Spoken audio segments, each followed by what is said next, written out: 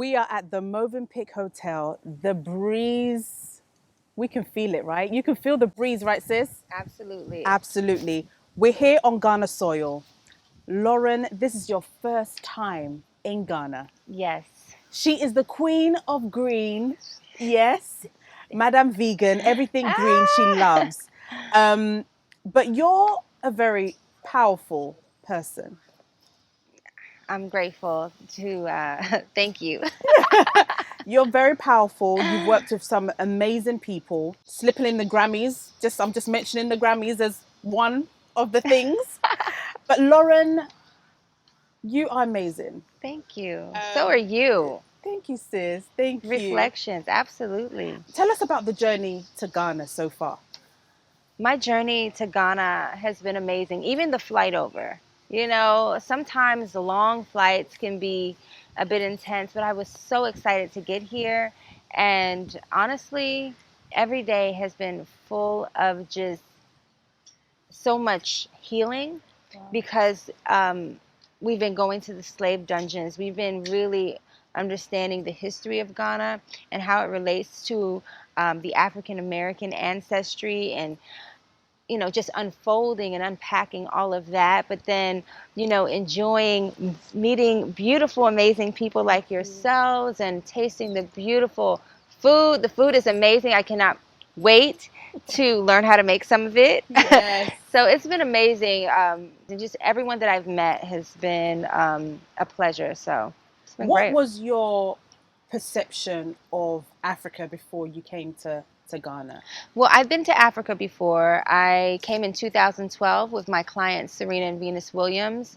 So we stopped in Nigeria, South Africa, Kenya, and then I took my own excursion over to Ethiopia because I was like, if I'm this close to Ethiopia, might as well go to Addis Ababa.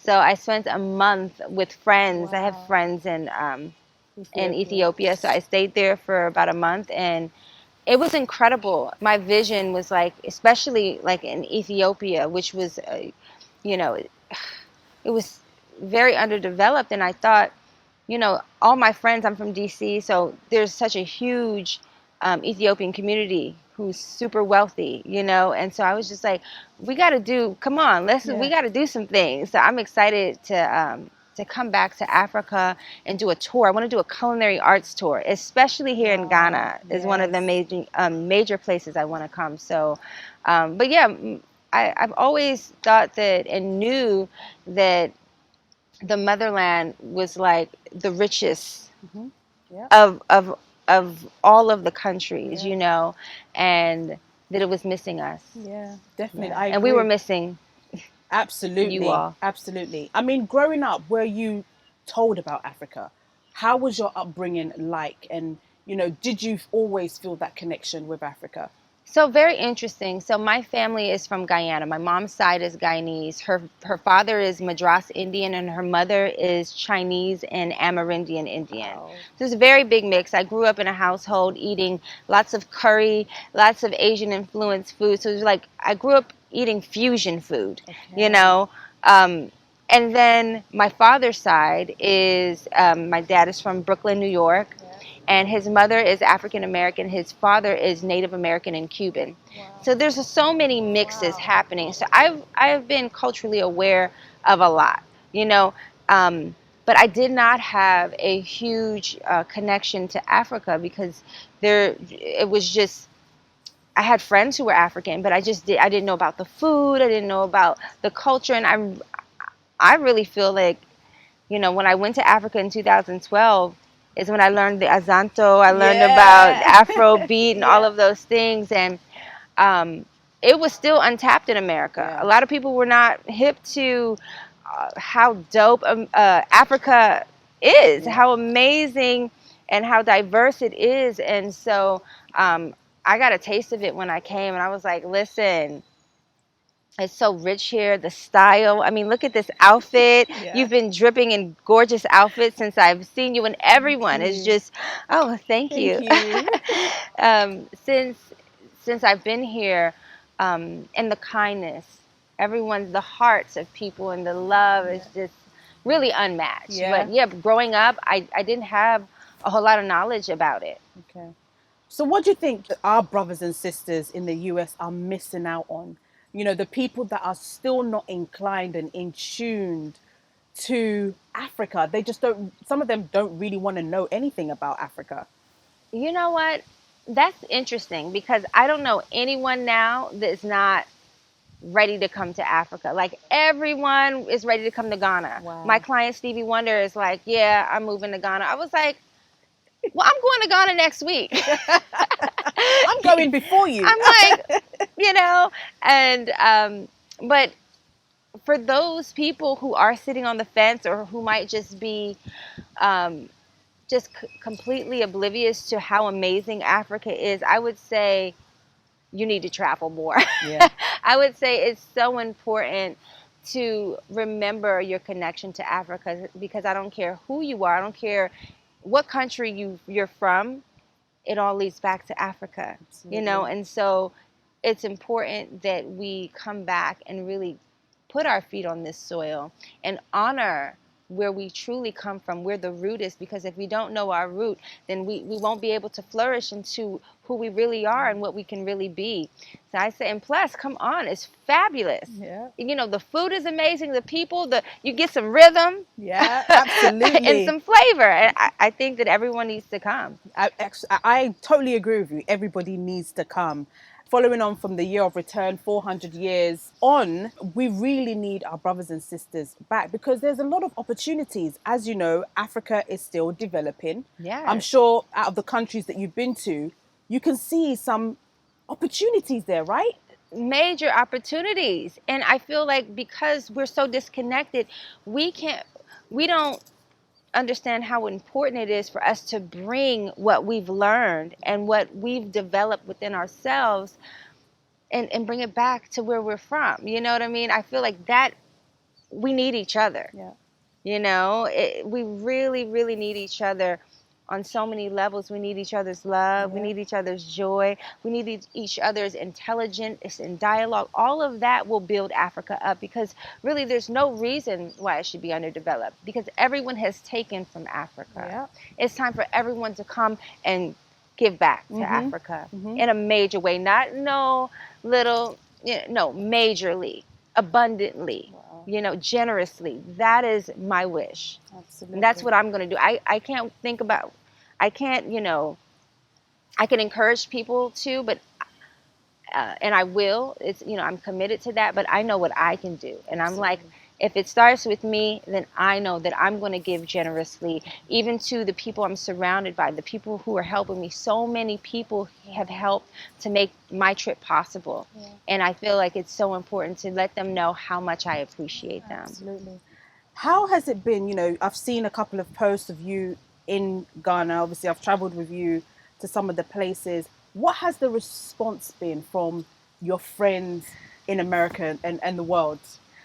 They're ready for me to bring back outfits. Wow. They're ready for me to bring back spices. They're ready for me to teach them some dance moves. I'm like, so I'm ready for you, Denta. I'm ready for you to teach me. So people are excited. Everyone's excited. Everyone. And, you know, my following is from all backgrounds, Yeah. and everyone's just like, this is incredible, Lauren. I love it. I want to come back. So I'm really interested in creating a culinary retreat experience here where people not only can get healing, but also really learn about the food, really learn about the herbs and the spices. Like, there's medicine that grows from the earth. Yeah. And so many people are disconnected with their food source. And if they realize how sweet the mangoes are here, how delicious. Listen, I have only eaten pineapple this trip. Because it's sweet. It is so sweet. This is like some of the sweetest pineapple I've ever tasted in my life. The avocados, literally, and I normally say, so the best mangoes I ever tasted in my life, it's from Guyana, where I'm from. Okay. But the avocados, y'all have the avocados beat. These are the best. Wow.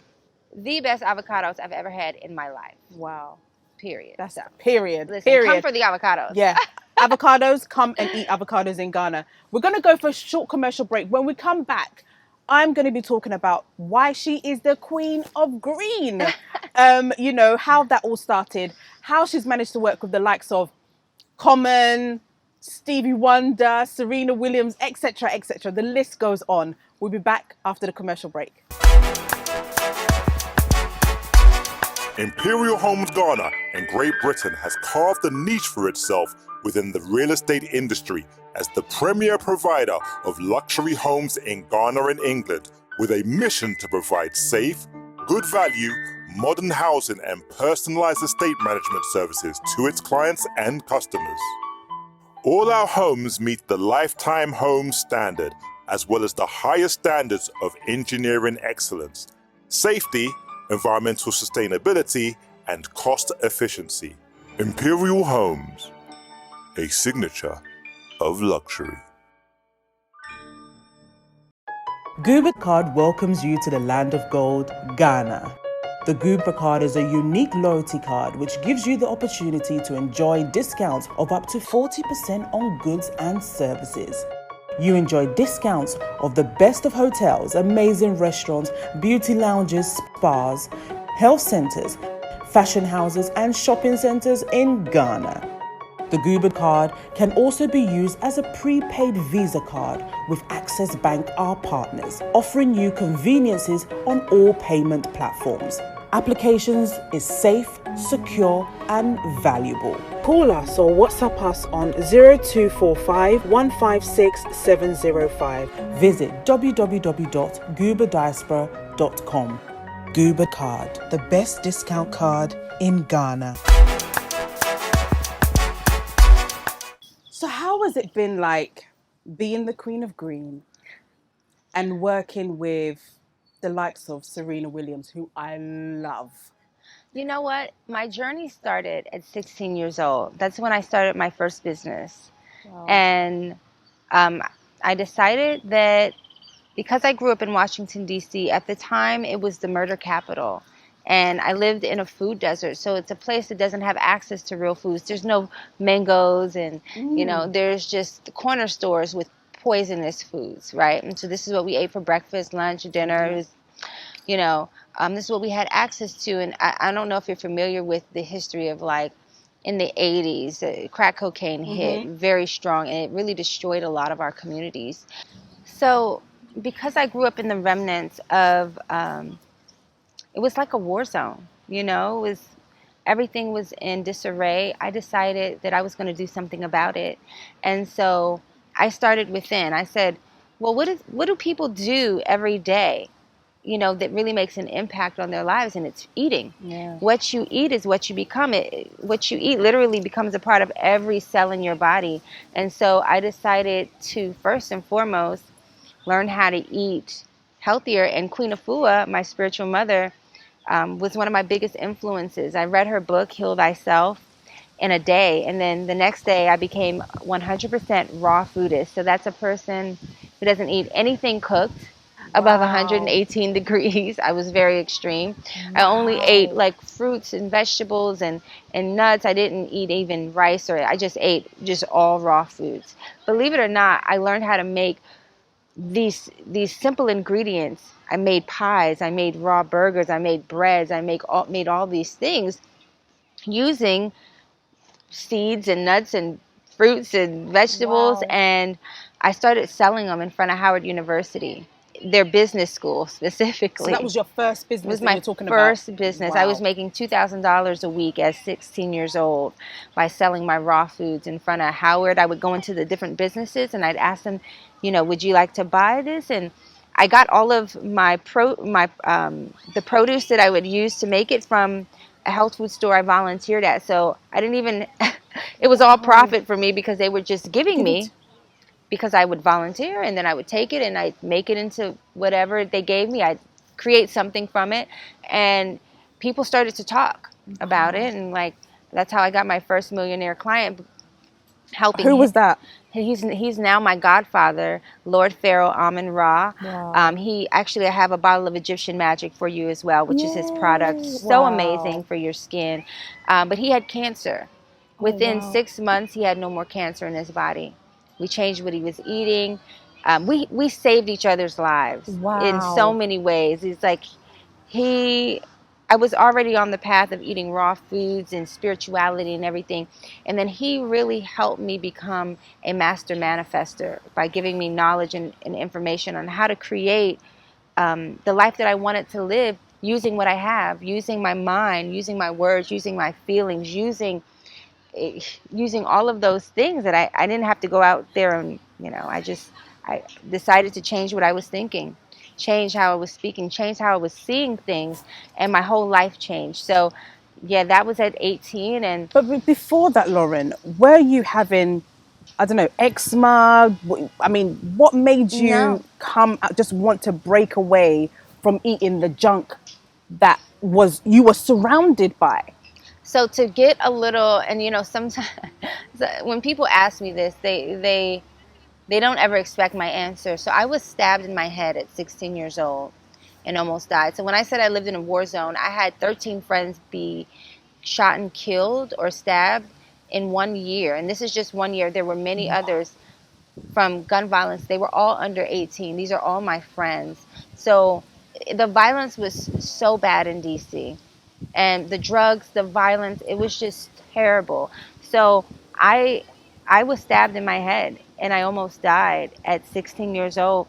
And that woke me up. It made me see, Wow. Lauren, you have a purpose. And it happened so organically. I didn't even try. It was just like God said, let me get this girl Out of this situation. And really, I changed my mind. The power of changing your mind, the power of your thoughts, the power of making a decision and saying, you know what? I'm not going to do this anymore. I'm going to shift the way I look at this. I'm going to shift who I'm hanging out with. Yeah. I just shifted everything. And like I said, I read Queen Afua's book, and that's what gave me a lot more of the knowledge. The shift started happening. I started reading books like Khalil Gibran, which is one of my favorite books, The Prophet, and just more spiritually centered books. And from there, it evolved, and the whole Queen of Green thing came because I always wanted to live in the jungle and just wear fruits and vegetables and like banana skirts, and I'm very Josephine Bakerish, you know what I mean, which can be a little rebellious in some people. Yeah. Because I think that there should be no shame with God gave us these bodies, and why would I rather wear clothes, even though I love fashion? But I always wanted to live in the jungle, wearing just nature. Wow. So that's where Queen of Green came from. Wow. No, but I want to talk about the time that you were stabbed as a young 13-year-old. I was 15 going on 16. You were 15 going on 16. What was going on in the family around that time? So I grew up with my mother, a single mother. My father, he has been incarcerated since I was 3 years old. He's still incarcerated. And actually, I speak to him every day. He loves that I'm in Ghana. Oh. But, like many other black men especially, were thrown in jail for just and unjust reasons. But, the playing field is not level. So, a person of another race could get pat on the hand for doing something the same thing as a black person, and it's just really not fair. But this is what we're dealing with, and so I grew up in that environment, and it wasn't just in DC, it was all over America, all over the world really. But the epidemic, the crack epidemic, happened mainly in America, and it destroyed so many families and so many people. So that's really what made me see that I had to do something about it, because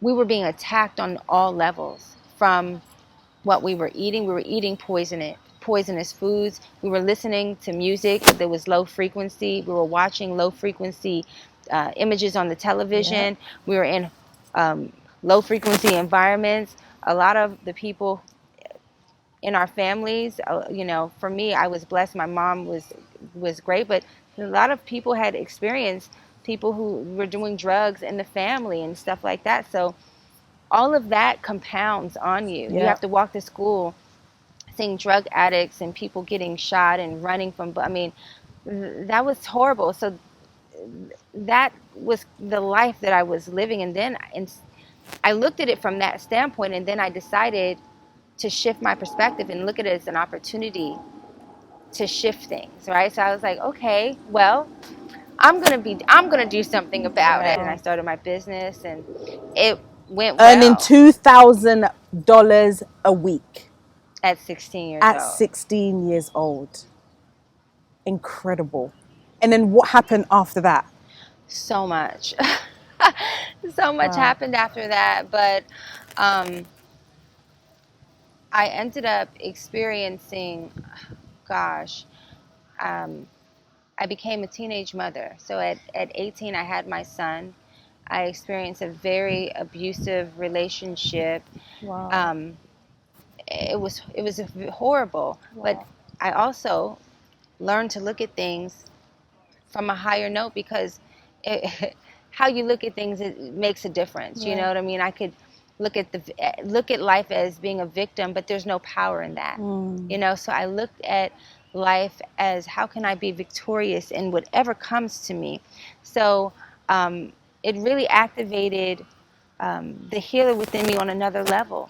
The wound healing that is necessary, and seeing that our people are so hurt and are so broken that we have to heal our men. You know, we have to have compassion. We have to forgive the unforgivable when it comes to our people. Absolutely. Because we have been so broken down. You know, so yeah, that happened, but I have this resilient spirit. Like, I'm going to take those experiences, and where most people would just break down. Yeah. I broke through. Wow.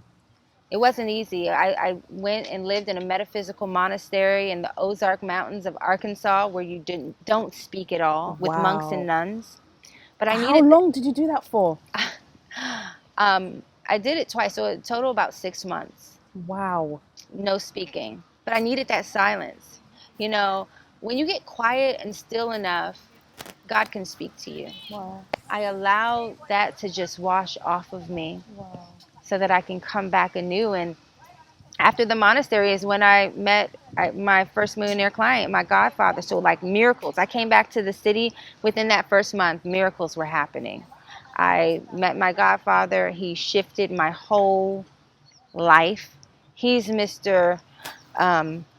Versace. He's 76 years old, and it's like, you have to meet him. He's amazing. Versace down, beautiful, fabulous, like, you know, luxurious, you know. And he showed me, he showed me a whole nother side of life, you know. And then from there, I started catering.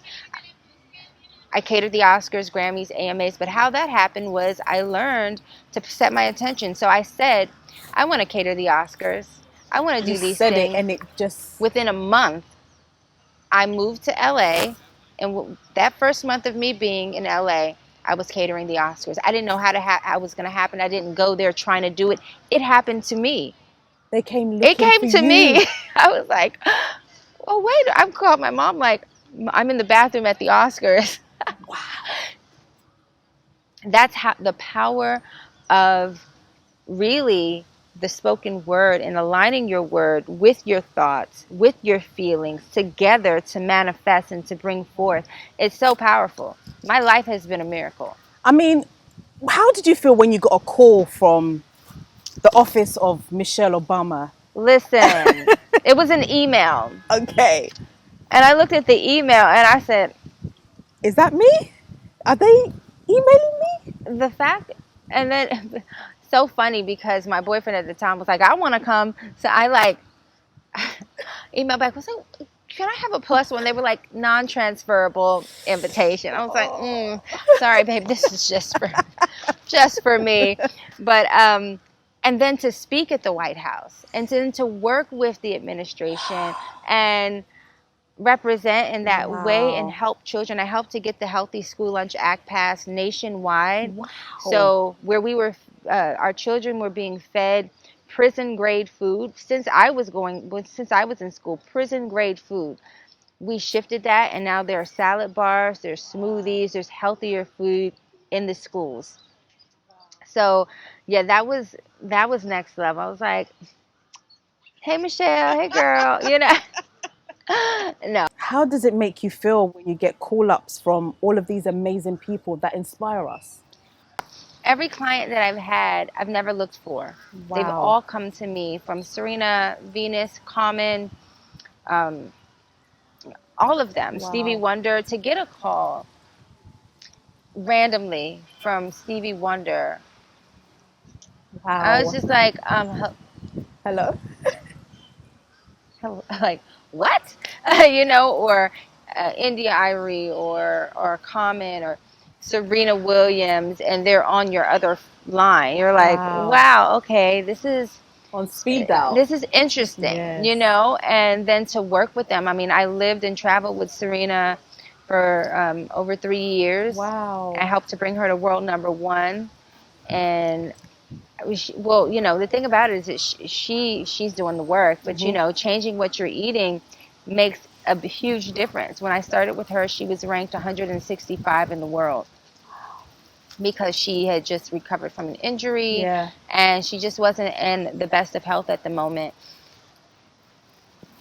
Within that year, she was world number one. Wow. Her. So and just by the food that we eat, yeah, can change everything. and bring us to number one. Number one on all levels, because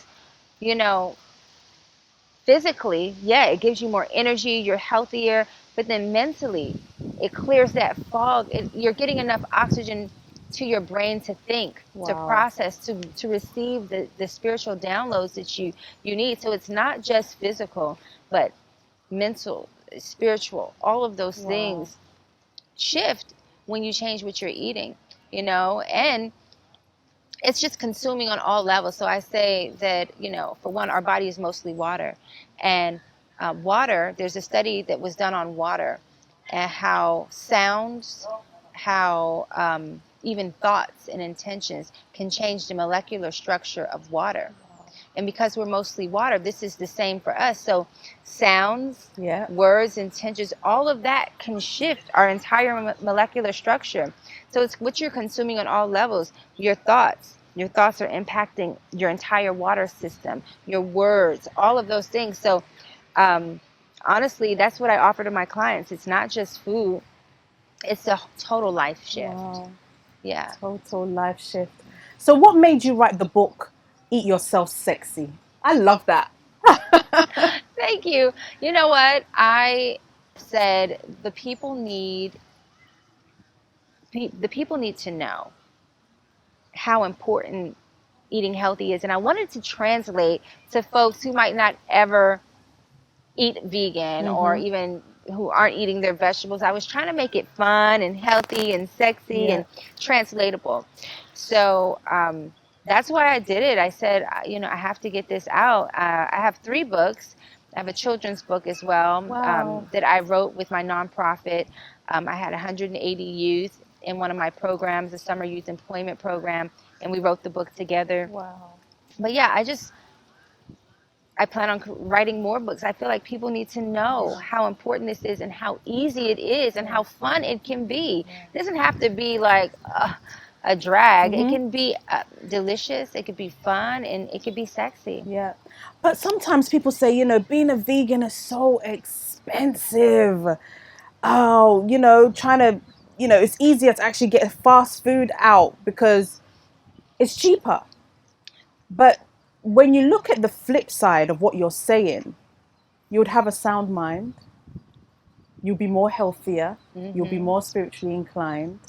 Tell us the importance of why we should invest in being natural, more natural. Yeah, absolutely. Well, first of all, it doesn't have to be more expensive. Okay. If you grow your own food, you don't have to pay anything. True. So, I think about when you go, just even here, you get a pineapple and some mangoes and some fruits and some vegetables, and you make your own food. It's more cost effective. In addition, you can feed your whole family. Beans are cost effective. Rice. There's a ton of things that you can eat that are vegan that are way more cost effective than going out and eating meat. Now, fast food is a whole nother trap. Fast food was designed to quickly poison you. Yeah. You know what I mean? So it's like, do you want to spend a little more now, or do you want to spend more at the hospital? You can choose, you know what I mean? So eating healthy is your insurance. And of course, it creates a sound body, a sound mind. Across the board, you have more longevity. You live longer, you feel better. Absolutely, You know? absolutely. And I think we need to encourage more of that in the community. And eating healthy impacts on Black people's skin. Listen, the skin is the largest organ. You know, like I said, what you eat, you become. So if you're eating poisonous foods, well, your skin is going to reflect that. You know what I mean? In addition, another part of it is what you're putting on your skin. They got to get some shea butter and some black soap. Yeah, Okay? absolutely. You know, keep it very simple. You know, you don't have to put all of these extra things because they're loaded with little poisons. Yeah. You know, I'm very mindful of that as well. So what you're eating, but then getting into the herbs and the roots, you know, like there is so much herbal medicine on the planet that's great for your skin, like horsetail and burdock root. And these, you drink these things, they're gonna literally give you more minerals, which is going to oxygenate the cells in your body, which is going to make your skin flawless, Yes. hair, collagen. You're going to be looking like an African princess, even if you ain't, because your skin's going to be looking so popping. You know, black Yes. don't crack. That's what they say. Absolutely. I agree with that. And that's the truth. Yeah. So it works for everybody. If you eat healthy, you look better. And that's You're just right. it. Quickly back to Serena. What would be like? What was her normal diet for like a day? What would she be having? I want to know. I want to know. Everyone wants to know. You know, well, not to give too much away because her opponents might be watching. Yeah. Okay. Honestly, mostly raw foods. Okay. So things that aren't cooked, which helps to retain the enzymes, the nutrients, so that they're more readily available for her. She loves tacos. Does she? She loves tacos. Okay. So always made like a vegan or raw tacos. And I really have to let you taste this stuff because just sometimes you're like, raw tacos, what is that? I don't even tell people what I'm making sometimes. Oftentimes I just like, taste this, and they're like, this is delicious. I'm like, thank you. You know, because if you tell them, sometimes they're like, I don't know, I'm okay. Yeah. But yeah, lots of green juices. Okay. Lots of protein shakes, but with superfoods like spirulina and chlorella. Wow. And these are sea algae that are high in chlorophyll, high in protein, high in minerals. So basically, that I make them yummy, make it really delicious, and You definitely make it yummy. When I go on your page, I'm like, I want some. It looks so good. I got you, girl. Listen. We'll make sure, because you have to come to LA. I'm gonna come to LA. I'm definitely gonna come to LA. And even while I'm here, I know I only have a few more days left, but I really want to learn how to make some Ghanaian food. Yes, you're gonna learn because you're going on Nana Mama Brown's show as well. Yes. So she's gonna So teach. excited. Yeah, she's gonna teach you as well how to make Ghanaian food, and also you're gonna teach her how to make some special vegan food I'm so because you excited. are the queen of green. But on a typical day, okay, for somebody, a young person, what should be your diet from breakfast? You know, is it a 3 meal? What should we be having as soon as we wake up? What's the day routine? So what I like to do is start off with warm or hot water, lemon, a little cayenne pepper, or whatever kind of local pepper you all have here, and maybe some turmeric. Now, what this is going to do is going to get the peristaltical motions of the intestines going, right? Because a lot of times what we're doing is we're compounding meal on top of meal on top of meal without releasing it. Yeah. So in the morning, it's the time for elimination. You don't want to start your day with a heavy breakfast. Okay. You want to start it with some hot water, lemon, cayenne pepper, maybe a fresh juice, smoothie, some fruit, very light. Okay.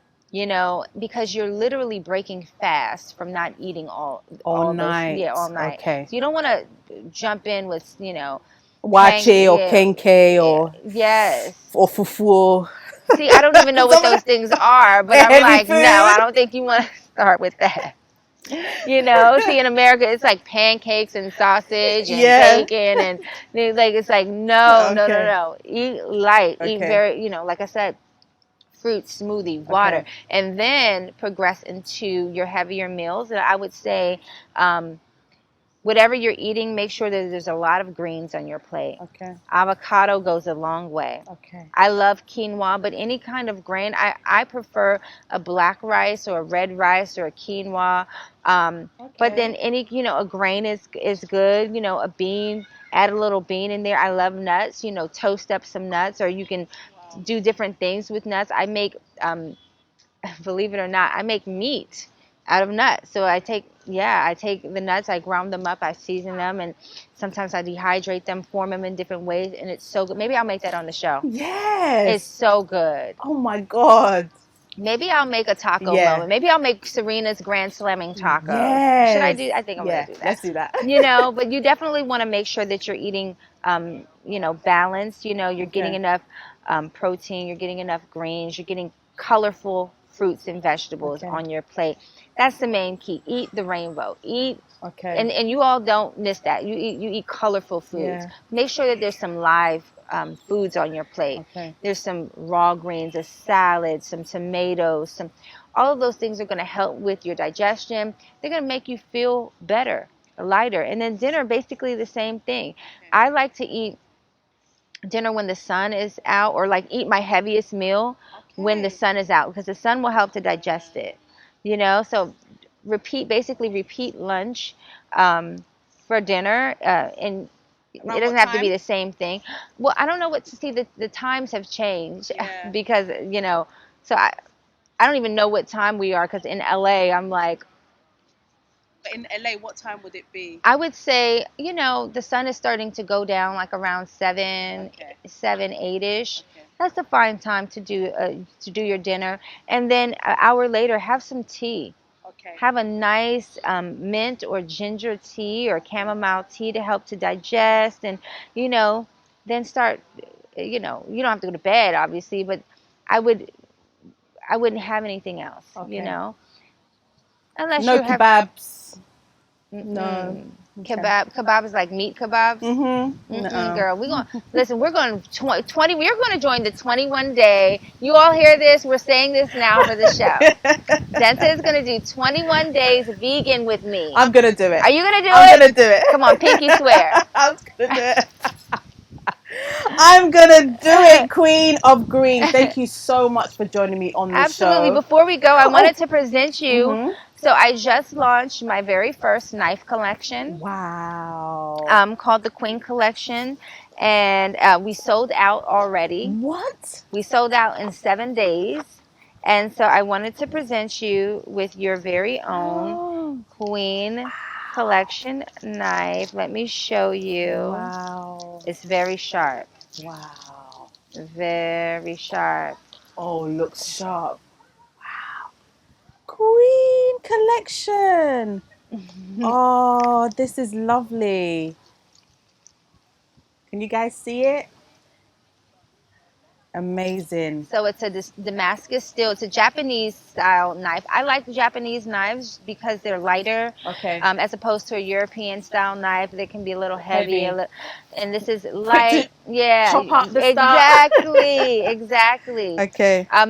Maybe my next collection, because I'm learning more about Africa. Maybe I come out with a African style. Yeah, because definitely. the Japanese can't get all the love now. Okay? Yeah, no, they can't. Even the wood, we've got some really nice wood for really? this part. Yeah. See, that's what I'm talking about. No, so we can do that. Yeah, we can look at that. Let's look at that, because we might need to come out with the African collection. One. Yeah, Absolute. African style. Yes, love it. So, what your last words to the African Americans, brothers and sisters who are in America that have not stepped their foot on the African soil? What are your words to them? It's time to come home. Ghana and Africa is waiting for you. It's so welcoming here. It's so much fun. The food is amazing. As you can see, Yep. we're living a great life here in Ghana.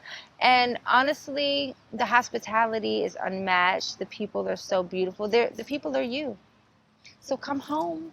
And, you know, there's a lot of opportunities here. And it's an opportunity for us to bring our resources, our education, everything here, and merge it with the culture and the resources and the education here. So come on home. Come on home, guys. I hope that you've Yes. enjoyed the show.